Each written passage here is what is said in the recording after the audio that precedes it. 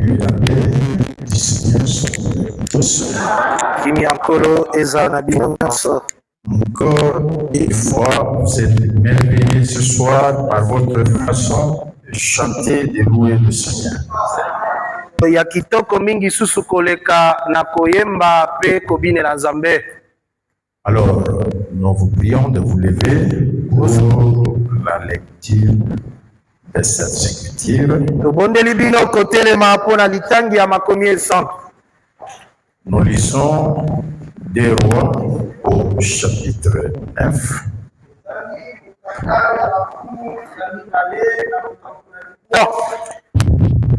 À partir du 16e verset.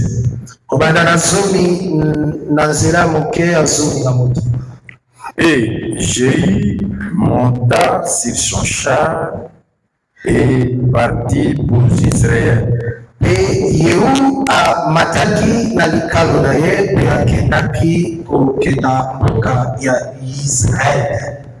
Car Joram y était alité. Poete Yoram yazalaki kopele pe atangamaki na mpeti. Et Akazia, roi de Juda, était descendu pour le visiter. Et Akazia kumona Yuda akendaki komona ye.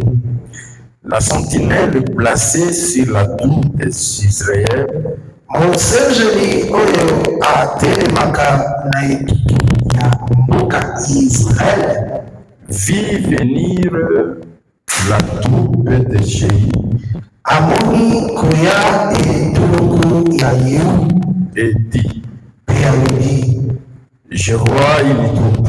nazali komona etuluku na bato koya.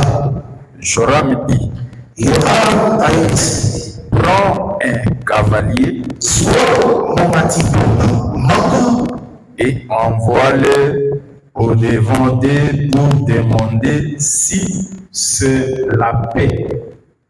tinda ye akenda kokuta na bango atuna bango soki eyeli na bango koya awa ezali mpona kimia.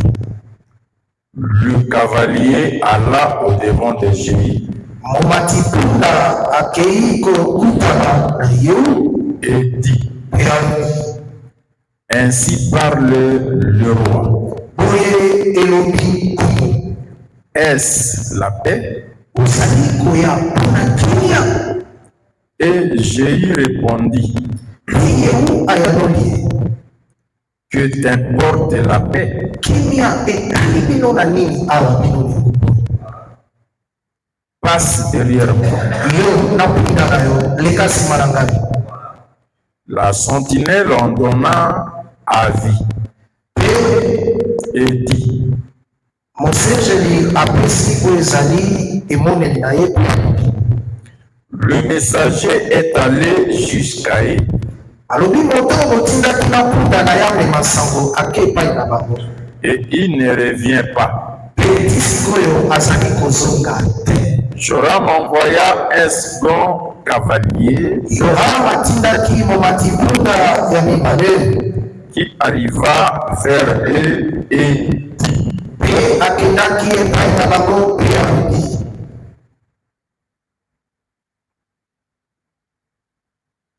excusez, je me suis embrouillé, nous sommes au verset 19.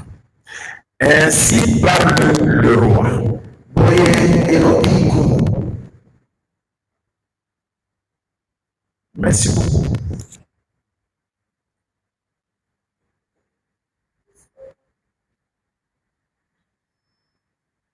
Nous sommes au verset 19. Oui.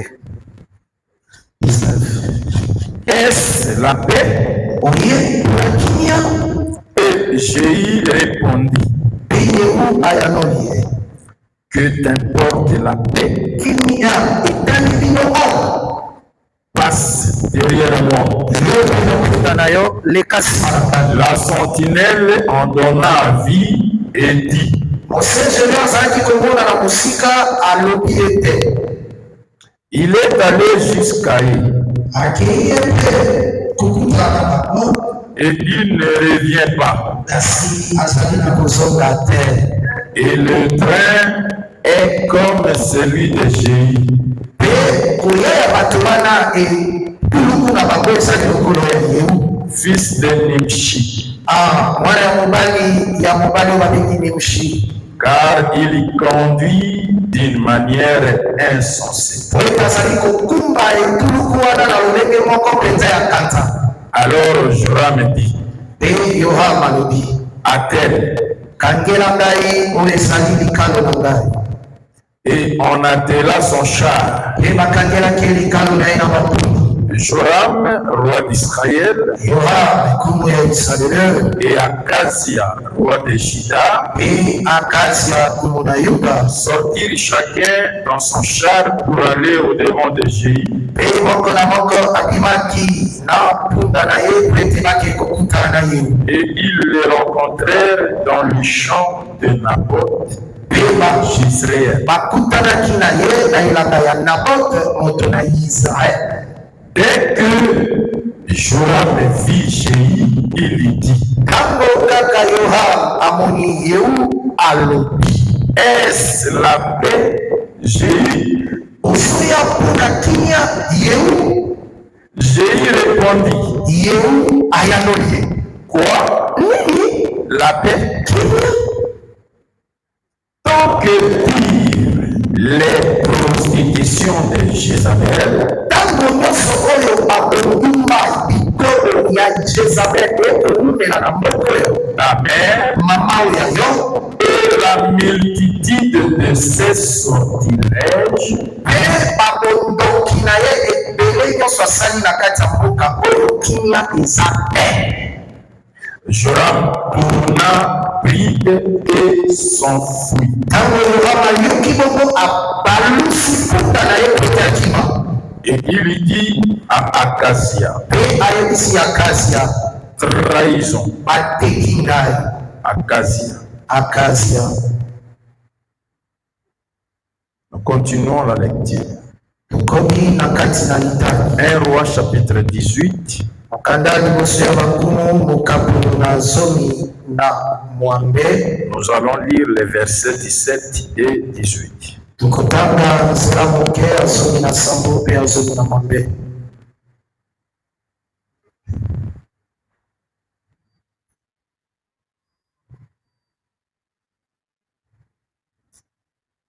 À peine Akab aperçut-il Élie Tango kaka kumu Akab amoni Eliya na mosika, qu'il lui dit, pe ayebisi ye, est-ce toi ezali yo qui jette le trouble en Israël? yo nde kotia mobulu awa na Israele. Élie répondit, Eliya ayebisi ye, je ne trouble point Israël, ngai nazotia mobulu soko moke te na Israele. c'est toi, Ezali nde yo, ton frère ezaka te, et la maison de ton père, eza mpe ndako ya tata na yo. puisque vous avez abandonné les commandements de l'Éternel Ete botiki mibeko ya Yawe, et que tu es allé après les Baals. pe yolandi banzambe ya lokuta babali.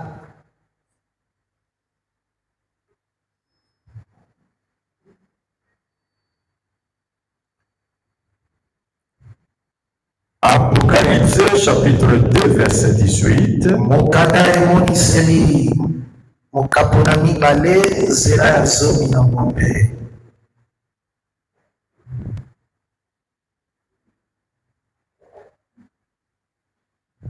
Nous irons jusqu'au 20e verset. Tokokenda kino na nzela moke ya tukumani. Écrit à l'ange de l'église de Thyatire. Komela mwanjelu ya eklezia ya Tiatiri. Voici ce que dit le Fils de Dieu. Yoka mai oyo elobi mwana nzambe. Celui qui a les yeux comme une flamme de feu Moto azali na miso lokola moto ekongala. et dont les pieds sont semblables à des lérins ardents. Pe oyo makolo na ye ekokani na motako oyo eza kopela moto makasi. Je connais tes œuvres, Nayebi misala na yo, ton amour, bolingo na yo mpo na ngai, ta foi, kondima na yo na kati na ngai, ton fidèle service, mosala na yo ya bosembo epa na ngai, ta constance otikala ngwi kaka na liloba na yo nayebi yango, et tes dernières œuvres plus nombreuses que les premières. mpe misala na yo ya suka oyo eleki ebele misala liboso. Mais ce que j'ai contre toi, kasi eloko oyo mpona nini ngai nazali kotelemela yo, c'est que tu laisses la femme Jézabel, ezali ete yo na esika opambela mwasi Jezabel okotika ye qui se dit prophétesse, oyo azali komipenda mosakoli ya mwasi, enseigner et séduire mes serviteurs ateya mpe apengwisa basali na ngai pour qu'ils se livrent à l'impudicité ete bamikaba na kati na pite to kondumba, et qu'ils mangent des viandes sacrifiées aux idoles. mpe balia misuni oyo ekabama na banzambe ya lokuta. Pour terminer, mpona kosuka nous lisons Romains chapitre 14. tozotanga mokanda ya polo na bandeko ya Roma mokapo na zomi na minei À partir du 13e verset. kobanda na nzela ya moke ya zomi na misato.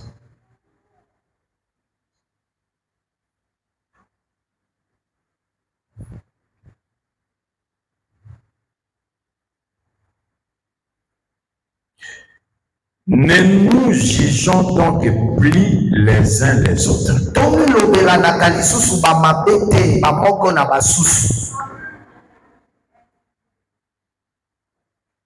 Mais pensez plutôt à ne rien faire kasi tobokanisaka kosala eloko ata moko te qui soit pour votre frère une pierre d'achoppement oyo ekozala mpona ndeko na yo libanga abeta libaku ou une occasion de chute. to libaku moko ekokweyisa ye.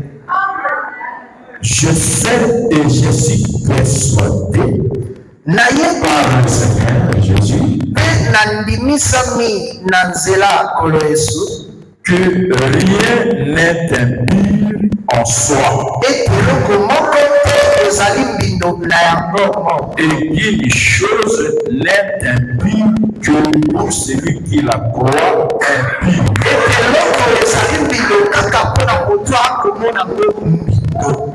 Mais si kasi soki pour un aliment mpona bilei ton frère est attristé, bilei moko boye ndeko na yo ayoki mawa to azomona ngo mabe, tu ne marches plus selon l'amour. soki olei yango na miso na ye oza na bolingo te. Merci de lire avec commentaire.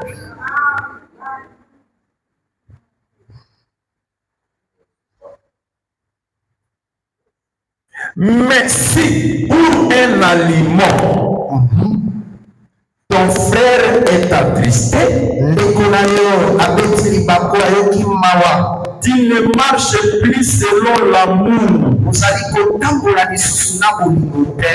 Ne cause pas par ton aliment yo kosala ye teke na nzela ya bilei ozali kolia la perte de celui pour lequel Christ est mort. osala ete obungisa ndeko oyo mpona nani masi akufela likulusu. Que votre privilège ne soit pas un sujet de calomnie.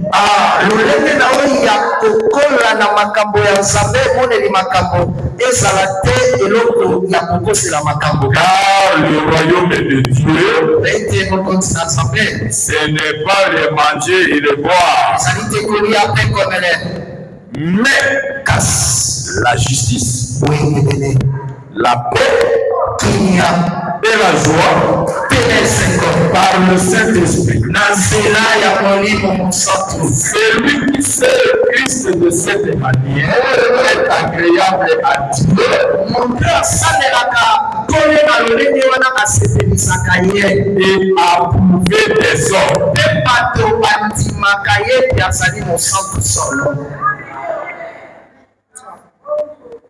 Celui qui sert le Christ de cette manière est agréable à Dieu.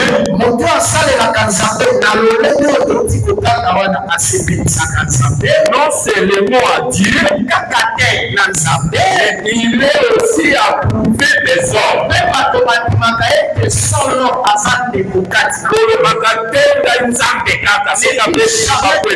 Moi, c'est seulement Dieu, pas les hommes. Dieu, non. Ainsi donc, recherchons ce qui contribue à la paix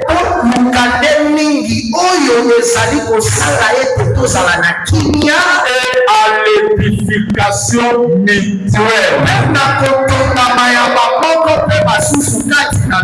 Recherchons ce qui contribue à la paix et à l'édification mutuelle. Vous pouvez vous asseoir. Qui est présent au milieu de nous. Saluez sa présence par des applaudissements. Par les cris de joie.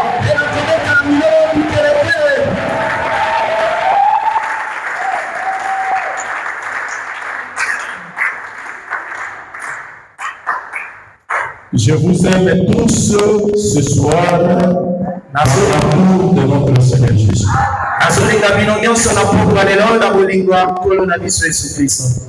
Dieu a encore rassemblé son peuple ce soir.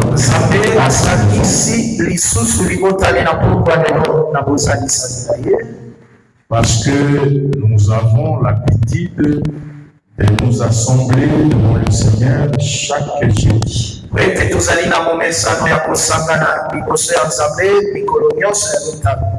Nous ne sommes pas venus célébrer la fête de Noël.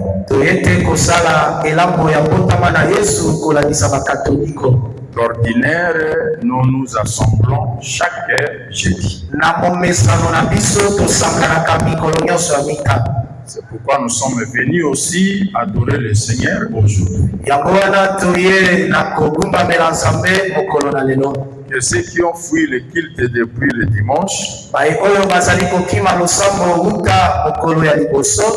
ne viennent pas nous rejoindre parce que c'est le jour de Noël.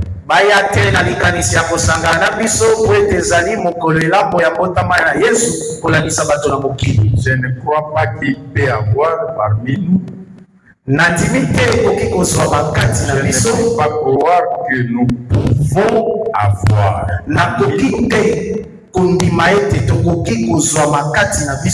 un frère ou une sœur qui croit à cette fête païenne, qui commémore la naissance de Jésus. Ni Jésus, ni ses apôtres ne s'étaient rassemblés pour commémorer le jour de sa naissance. Nous aussi, parce qu'ils sont nos modèles, notre modèle. Nous ne croyons pas à cette fête-là. Celui qui a Jésus, Jésus, c'est un festin éternel dans son cœur. Parce qu'il est écrit qu'un cœur content est un festin éternel. Notre cœur est content parce que Jésus habite dans notre cœur. La parole de Dieu habite nos cœurs. Par conséquent, nous sommes toujours contents. Que Dieu vous bénisse. Nous continuerons nos exhortations qui portent sur la paix.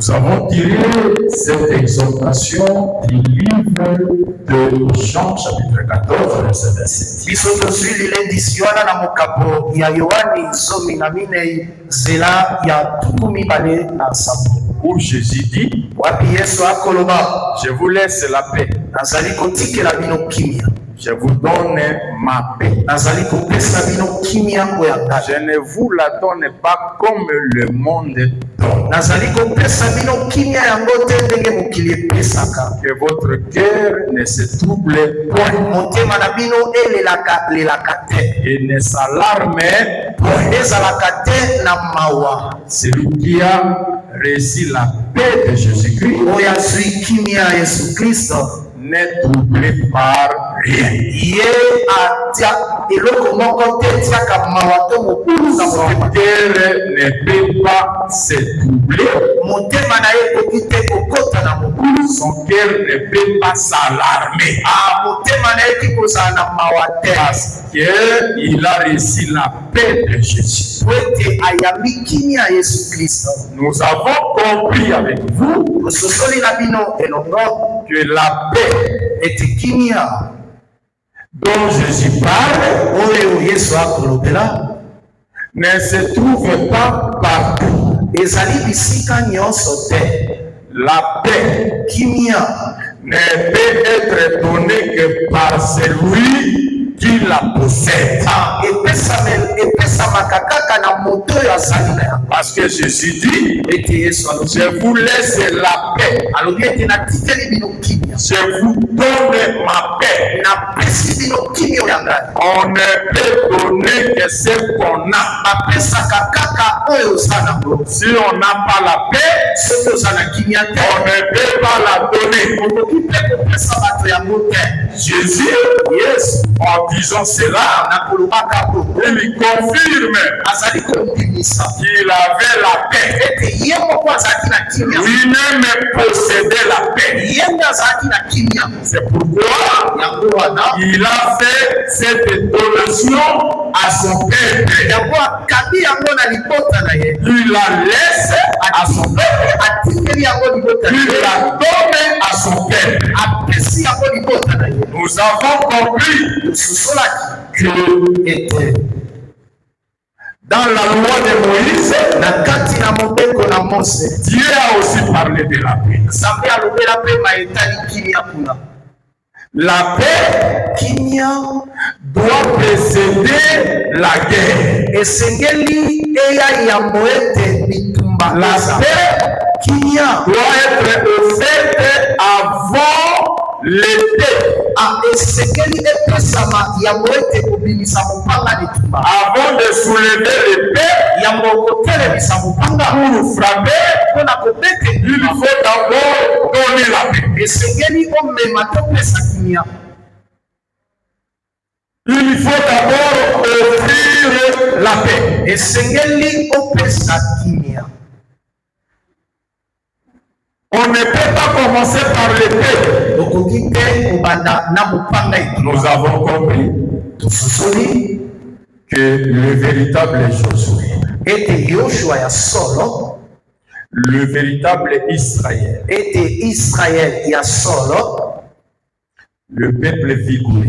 libota oyo ya molende ya makasi Vous koleka savez même la signification d'Israël. atako na maye ekanisi nkombo oyo israel Israël signifie israel elingi kotanisa celui qui a combattu moto oyo abundi na nzambe contre Dieu na nzambe et les hommes mpe bato et il est sorti vainqueur. mpe alongi bango Le nom Israël nkombo oyo israel évoque déjà les combats, la guerre. ezali deja kolobela eloko moko lokola bitumba C'est un peuple vigoureux azali libota ya makasi mingi qui aime les combats. oyo alingaka kobundabunda Mais kasi avant de frapper, yambo abete nguba moko Israël vous propose d'abord la paix. esengeli aya komemela yo nano kimia soki okondima yango Israël israel va d'abord vous souhaiter la paix. Si tu l'acceptes, tu conclus, tu fais la paix avec lui. Il ne va pas te frapper. Mais tu deviens son esclave. Tu deviens son esclave. Tu lui deviens tributaire. Tu dois commencer à lui payer un tribut. Mais tu auras la vie sauve. Que Dieu bénisse. Tu auras la vie sauve. Et tu comprendras plus tard les bienfaits d'accepter de faire la paix avec Jésus. Nous avons compris que Gabaon était le seul peuple qui a accepté la paix de Josué. Aujourd'hui, il n'y a pas deux peuples.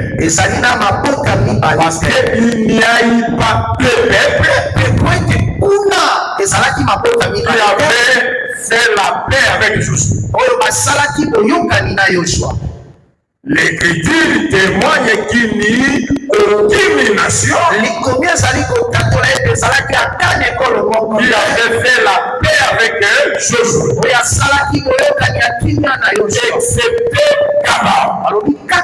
Gabaon. Aujourd'hui aussi, il y a un seul peuple qui a accepté la paix, qui a fait la paix, qui a reçu la paix. Et ce peuple, c'est celui dont l'apôtre Pierre parle dans 1 Pierre chapitre 2. Vous êtes un peuple acquis. Vous êtes un sacerdoce royal. Vous êtes une nation sainte. Donc l'Église est le seul peuple au monde. L'Église est la seule nation au monde. Je vous dis que nous sommes aussi une nation différente de la République démocratique du Congo, différente de l'Ouganda, différente de la France. Nous sommes un peuple différent. Nous n'avons jamais été le peuple congolais. Nous sommes devenus aujourd'hui le peuple de Dieu, la nation de Dieu, le sacerdoce royal. Et ce peuple qui a fait la paix avec Jésus. Ce n'est pas tous les sons. Quand je te vois venir ici, je suis heureux parce que je crois que toi, individuellement, tu as accepté la paix. Tu as fait la paix avec Jésus. Mais tout le monde n'a pas fait la paix avec Jésus. Nous avons compris que la paix s'embrasse avec la justice. La justice et la paix s'embrassent. Nous avons dit on ne peut pas s'embrasser à distance. On ne peut pas s'embrasser de loin. Pour embrasser quelqu'un, il faut d'abord se rencontrer.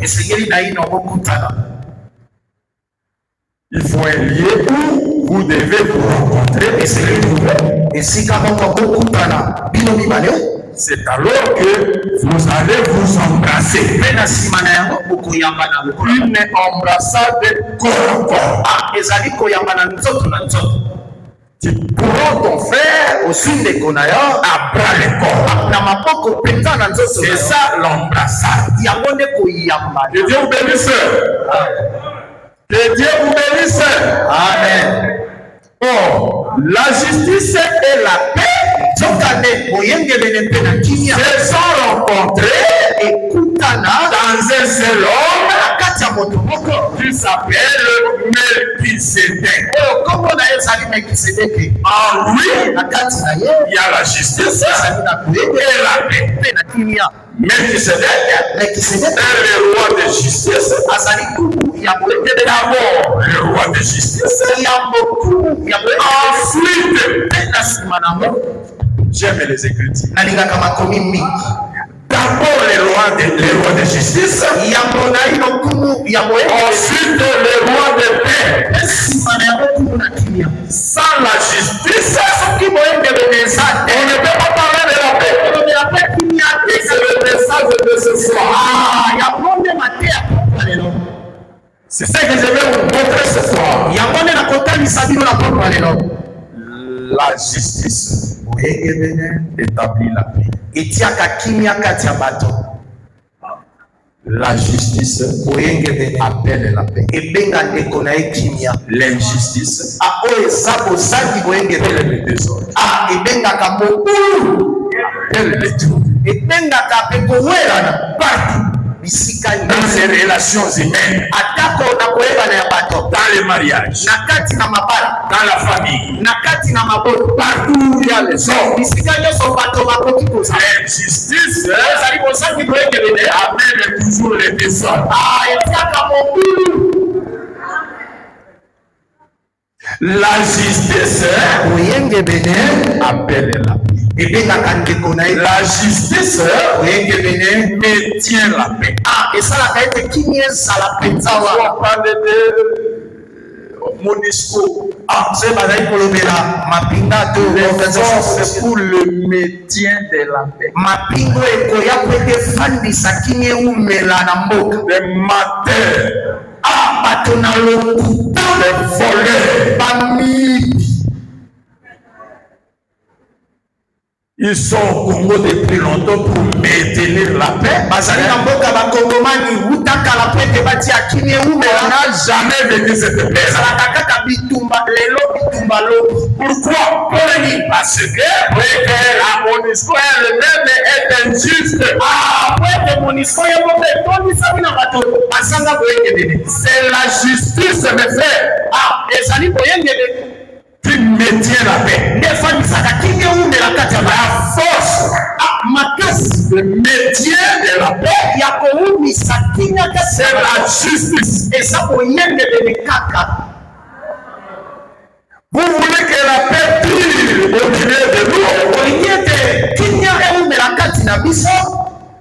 nous? Exerçons la justice. Vivons la justice. L'injustice, enlever ou non, appelle les désordres. Personne n'accepte l'injustice.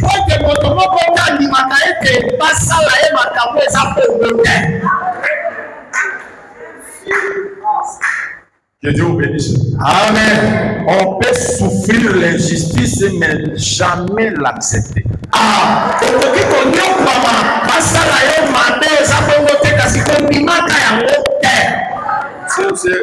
Na convocation ya Kinshasa bazoloba non, il faut accepter.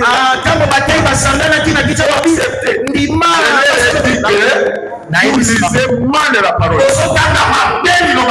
On ne nous demande pas d'accepter. On nous demande de souffrir.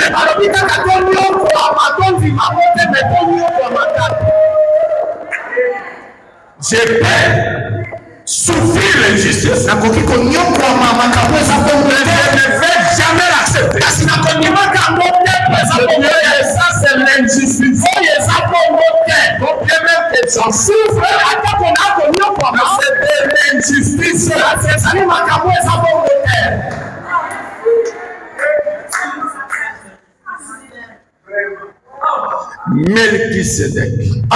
Melchisedec est d'abord la justice, ensuite la paix.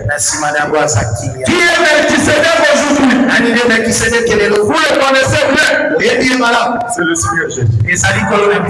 C'est lui qui n'a ni commencement de jour, ni fin de vie. C'est-à-dire il est éternel. Et c'est Jésus-Christ qui est le véritable Melchisedec. Et Dieu vous bénisse.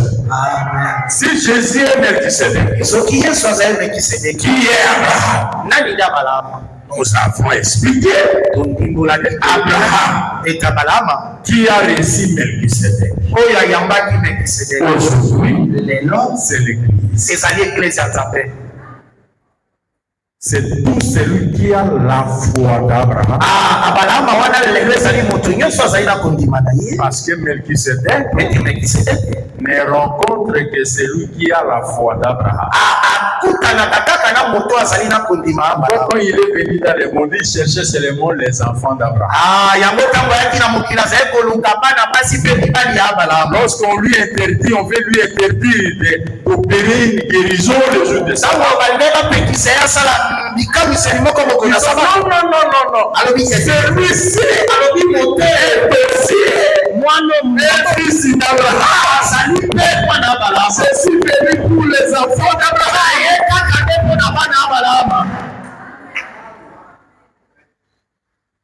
Et la paix,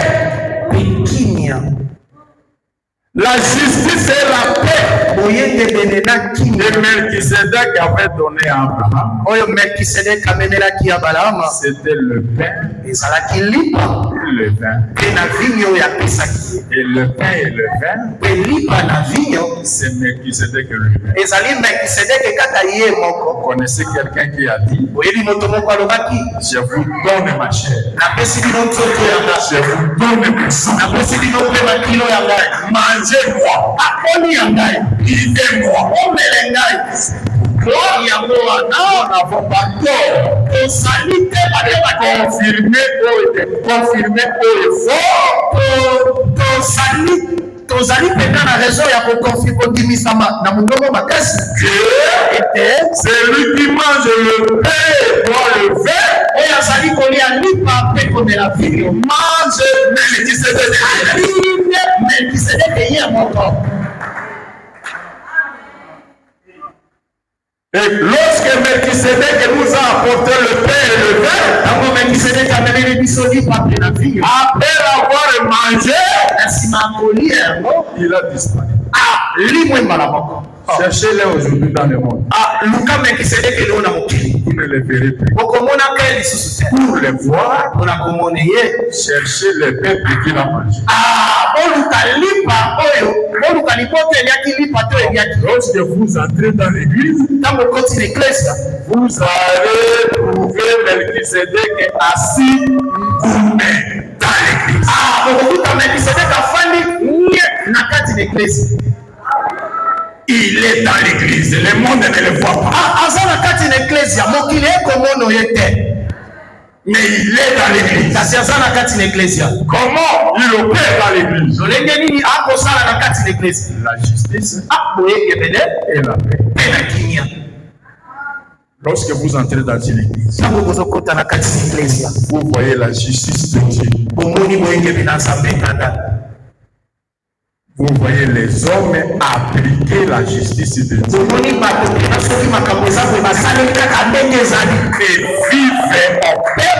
vivre en paix. C'est qu'ils ont Melchisedec. Ils ont Melchisedec. Que Dieu vous bénisse. Nous avons encore compris. Rappelez-vous que le premier jour, nous avions dit que nous étions dans les généralités. Chaque fois lorsque je prends le micro, je commence à prendre ce qui nous avions dit d'une manière générale.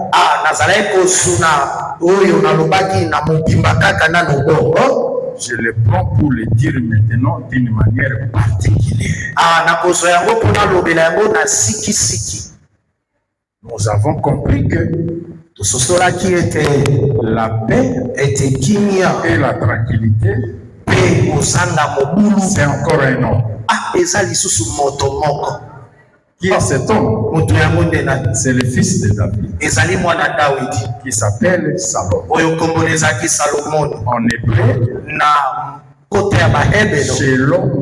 Shalom signifie shalom. Shalom lui-même signifie la paix et la tranquillité. Donc le nom Salomon vient du mot shalom.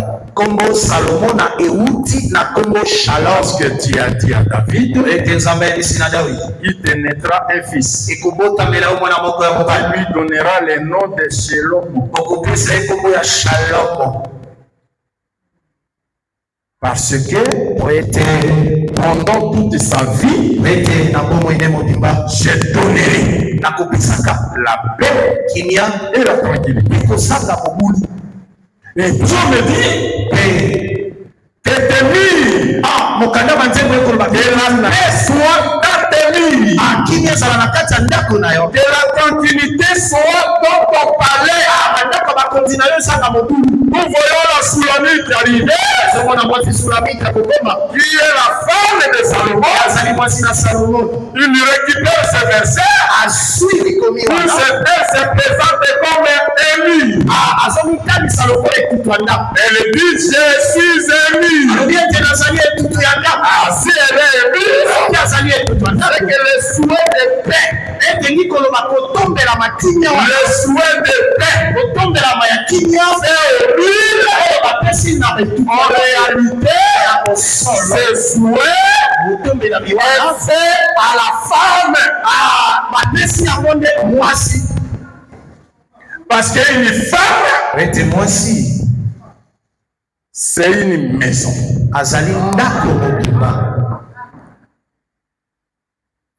Une maison qui est habitée par un seul homme. Pas deux hommes. Un seul homme. Vous savez pourquoi les jours où le tabernacle était dressé, après avoir dressé le tabernacle, Moïse a vérifié les travaux.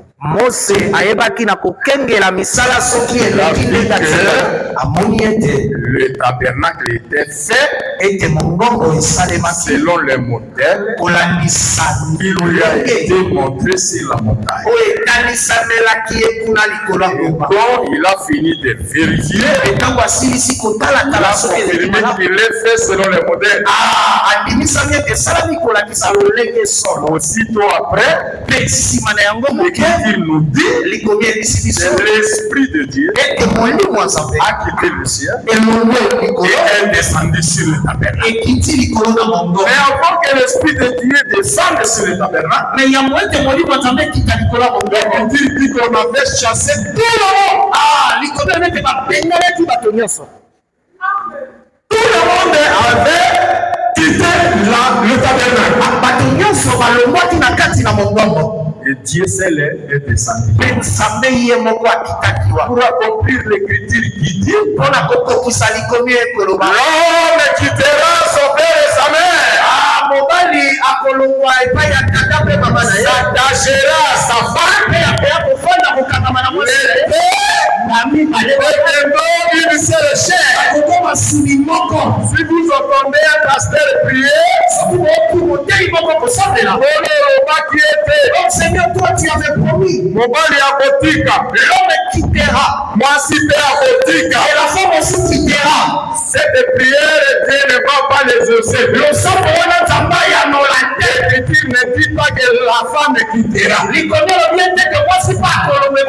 La femme et l'homme, c'est lui qui fait le mouvement. C'est l'autre.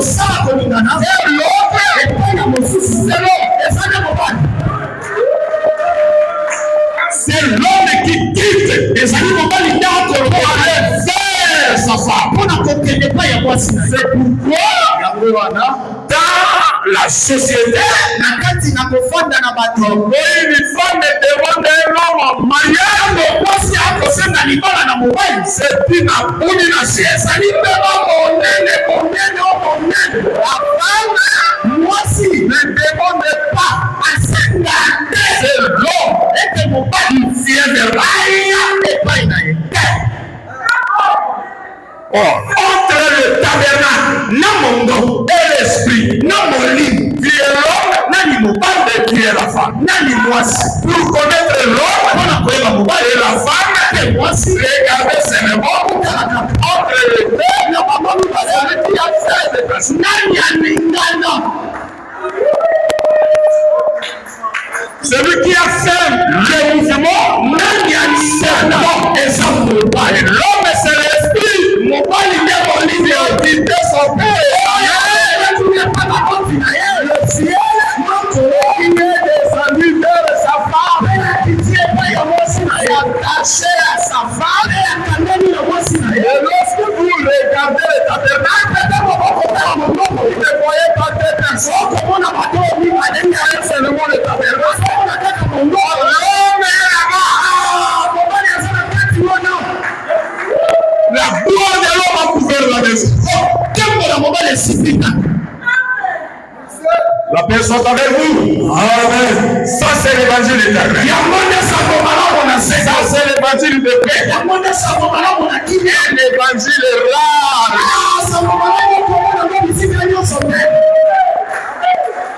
Si tu veux l'apprendre, il faut venir ici. Dans cette ville, vous n'allez pas trouver cet évangile partout. Un évangile rare. Et ce qui est rare, est cher.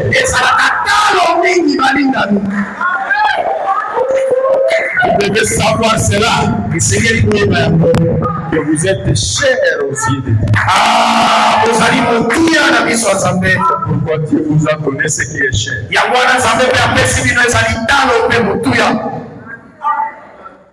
Bien-aimé dans le Seigneur, la Soulamite est la femme de Salomon.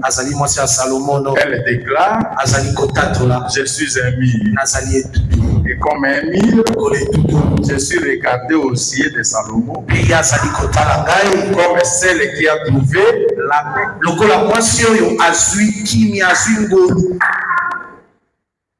Nous pouvons dire, lorsque Melchisedec donne le pain et le vin à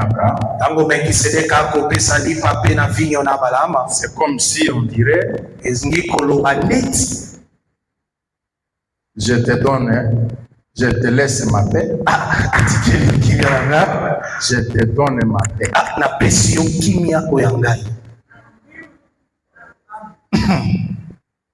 Salomon, en disant que la paix soit dans tes murs. C'est que Salomon donne la paix au mur. Or, le mur, c'est la femme. Salomon dit à la femme: je te donne la paix. Je te laisse ma paix. Que Dieu vous bénisse. Celui qui a rencontré Melchisedec devient un enfant de paix. Celui qui dit il est le peuple de Dieu, il est un peuple pacifique. Très important. Alors aujourd'hui, nous voulons parler de quelque chose. La paix, nous l'avons dit ici, que la paix dont nous parlons, ce n'est pas un slogan. Ce n'est pas de l'intimidation. Lorsque le pasteur Luison me pose un problème, commence à lui dire: la paix,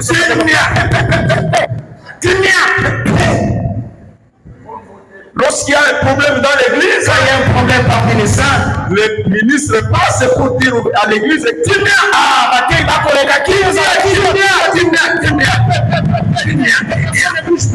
n'est pas ça. La paix, Timia, c'est l'évangile. Les amis, ça me malade. Parce qu'il est écrit que Jésus est venu annoncer la paix. Parce qu'il était loin. Qui était loin. C'est toi et moi. Et à ceux qui étaient prêts. Il était prêt. C'est Pierre. C'est Paul. Ce sont les frères juifs. Ils ont fait la paix avec Jésus. Il a annoncé cette paix. Cette paix doit faire de paix.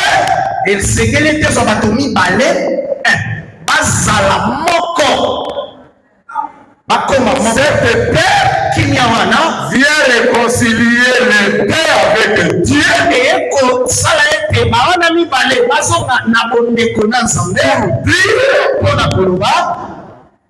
Que la paix c'est aussi la réconciliation. La paix réconcilie les enfants de paix cherchent la réconciliation. Lorsque nos relations sont brouillées, nous devons rechercher la paix. Nous devons rechercher à nous réconcilier avec les personnes avec qui les relations étaient brouillées. Et Dieu vous bénisse. Amen. Donc la paix, c'est l'évangile. Paul a dit,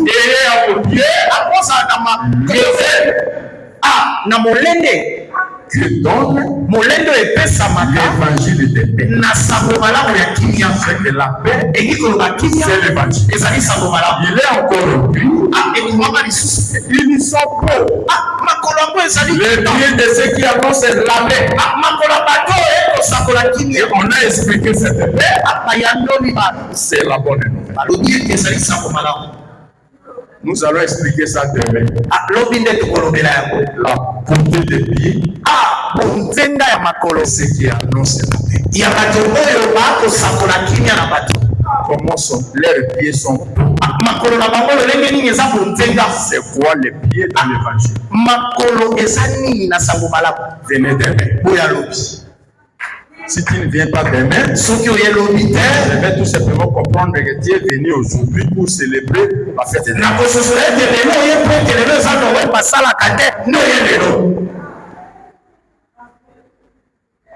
Écoutez mon frère. Si la paix, c'est l'évangile, c'est que là où il n'y a pas l'évangile, on ne peut pas parler de paix. Là où l'évangile est troublé, il n'y a pas la paix. Nous sommes allés voir ce qui s'est passé hier.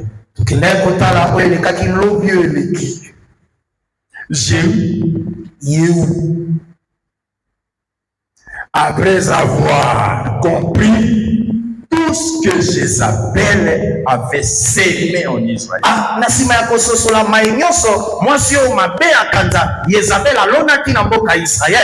Oh Israël, c'est le peuple qui doit vivre en paix. Mais qu'est-ce qui est venu troubler la paix en Israël? Aujourd'hui, nous voulons vous parler de deux seules choses qui mettent en mal la paix parmi les enfants de Dieu. Si ces deux choses-là ne sont pas évitées, crier la paix ici.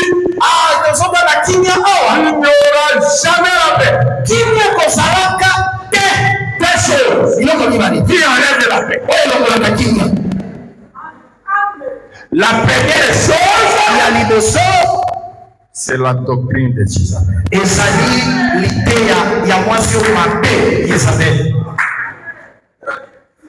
Si vous permettez à Jézabel, soki bopesi nzela na mwasi Jezabel, qui est une prophétesse, oyo azali mosakoli ya mwasi, d'enseigner dans l'église de Dieu, ya koteya liboso na eglise ya Nzambe, vous avez chassé la paix. bomekani kimia kati na basambo. Si moi, votre frère Benjamin, soki lai ndeko na bino Benyamini nazali awa, même si vous m'exhortez 1000 fois, atako bolembisi ngai mbala nkoto, soyons en paix. Nous ne serons jamais en paix. Tant que Jézabel, aussi longtemps que toi tu laisses Jézabel enseigner les saints dans l'église, tant que la doctrine de Jézabel entrera dans l'église, sache qu'il n'y aura jamais la paix parmi nous. Il n'y aura jamais la paix. J'ai eu un chemin vers la maison de Jézabel. On lui envoie des messagers.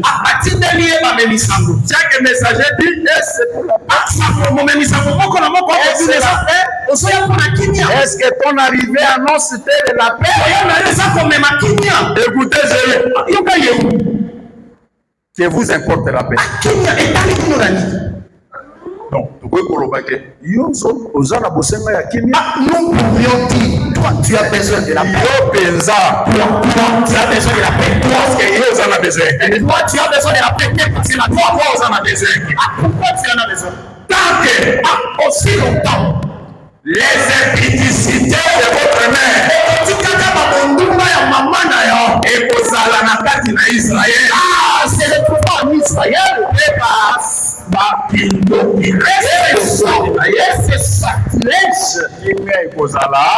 Il n'y aura jamais la paix parmi nous. Jézabel.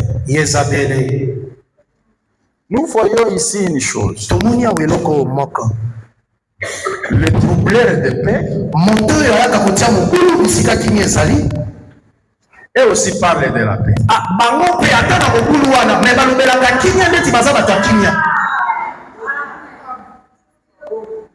Et qui sont à l'origine des désordres. Il demande à Jéhu, est-ce la paix? Jéhu leur dit, mais vous n'aimez pas la paix. Vous n'aimez pas la paix. La paix n'est pas importante pour vous. Allez, passe derrière. Je poursuis mon objectif.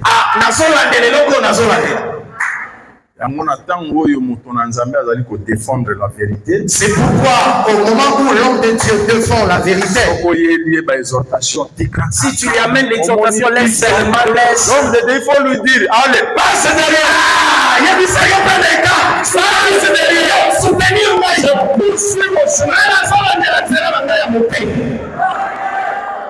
Passe derrière. Nous ne voulons pas une paix de pacotille. Un semblant de paix.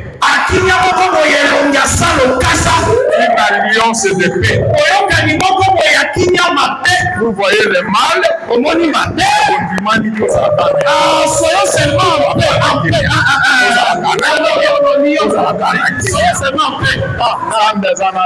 Dieu ne sera jamais avec vous. La paix, c'est l'évangile de Jésus. C'est la parole de Dieu.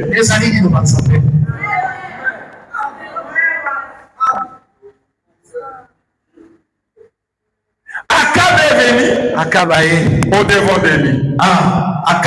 C'est toujours elle qui provoque les premiers.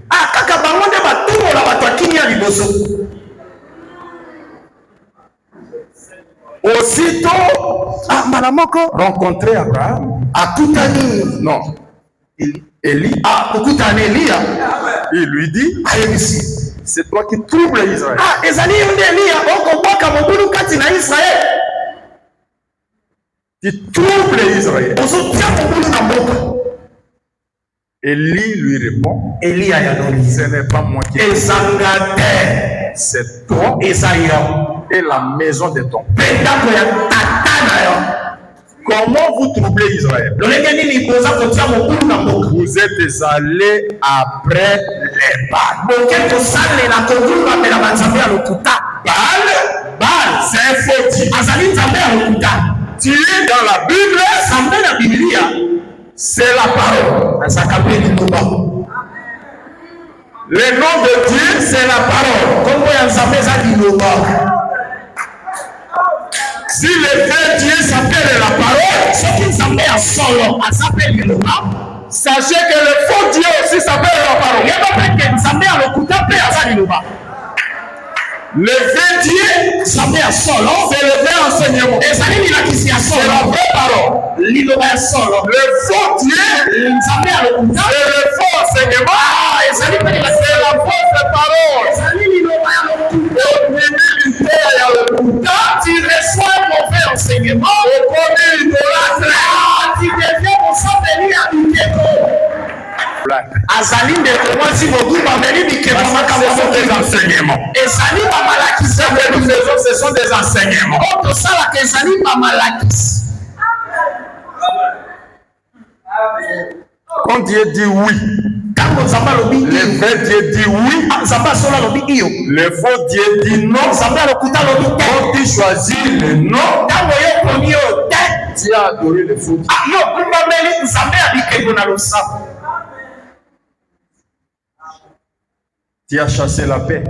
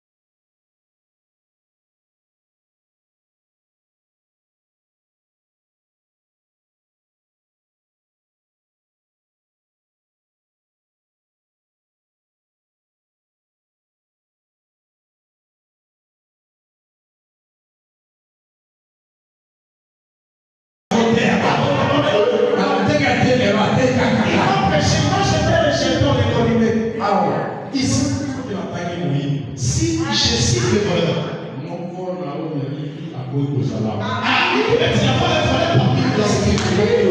si je cite un ils sont morts à cause de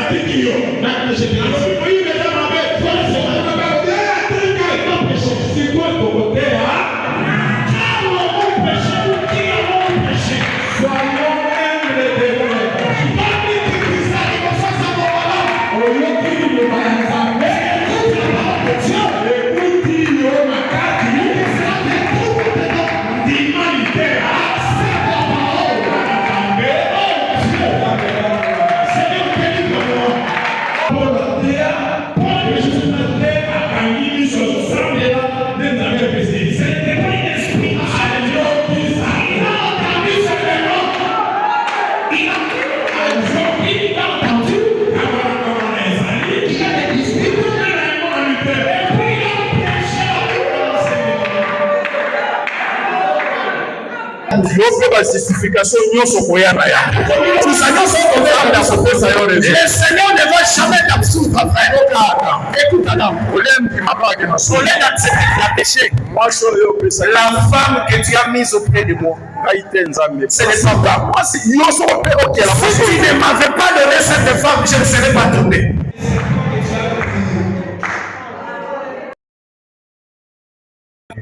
À la fin, le Seigneur les a chassés de son jardin. Si tu pêches, accepte les péchés. Si tu te conduis mal, si tu as volé quand on prêche, dis au ministre de prier pour toi afin que tu sois délivré. C'est toi qui chefs le trouble en Israël. C'est pas moi. C'est toi. C'est la maison de ton père. Et il saisit les balles. Abandonner Dieu. C'est boire un faux enseignement. C'est troubler l'église.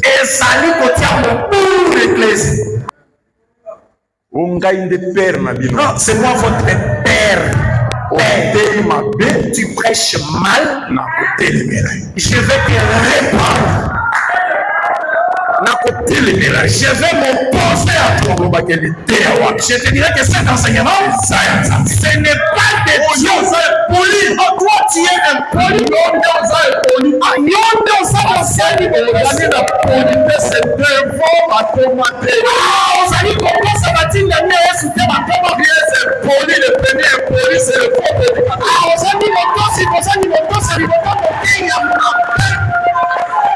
Le faux enseignement enlève la paix. La fausse doctrine trouve l'église.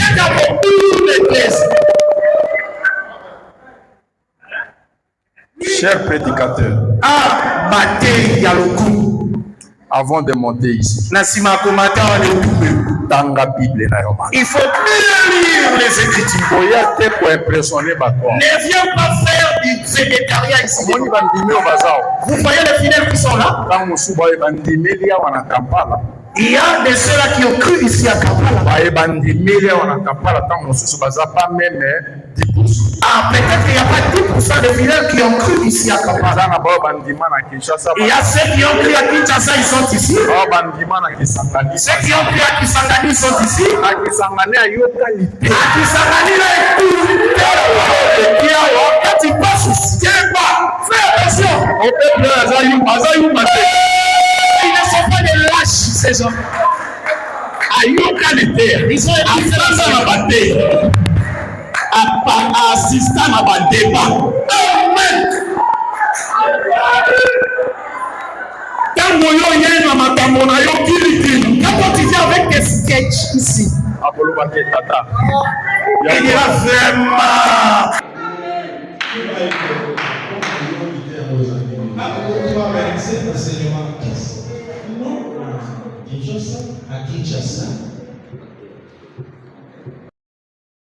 Le pasteur ne nous a pas prêché comme ça. Mais la manière dont tu as prêché est différente. Dans notre enseignement, nous arriverons à la manière dont le fidèle peut ramener. Ça doit être une manière de paix. Le faux enseignement du prédicateur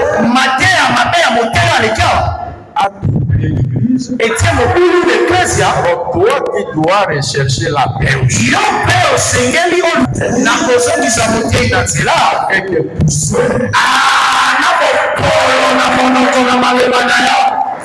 Ça fait tout le monde bandit. Faux prédicateur. Tous les prédicateurs. Même moi qui vous parle maintenant. Il y a des erreurs que j'ai déjà pris. Mais non, soyez évangélique. Je connais les prédicateurs de cette évangile, je les connais. Presque. Que ce soit des États-Unis, je les connais. Il y a beaucoup de en Europe, je le connais. Cite-moi un de leurs. Et je te dirai l'erreur. Nous tous ceci, nous avions aussi colonie Samaria.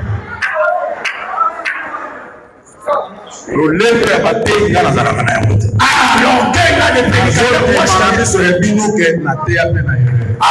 Je crois devant vous que j'ai déjà prêché. péché des erreurs. Et un frère m'a ramené et j'ai accepté. Et j'ai rectifié les tirs. Et cela ne m'a pas enlevé le ministère. La paix soit avec vous. Qui les a ramenés? Le faux prédicateur Trouble la paix. Monter Yamade a côté à mon tour na Kenya na bisa.